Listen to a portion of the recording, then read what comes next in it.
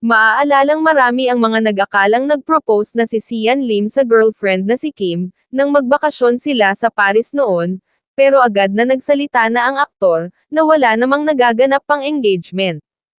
Maraming fans kasi ang humula na may proposal nang nangyari, dahil na rin sa posts nila na parang nagpapahiwatig na engaged na sila. Ngunit tila hindi na nga matutuloy ang planong pagbili ng engagement ring ng aktor na si Sian Lim para sa plano nitong marriage proposal sa kanyang long-time girlfriend na si Kim Chu.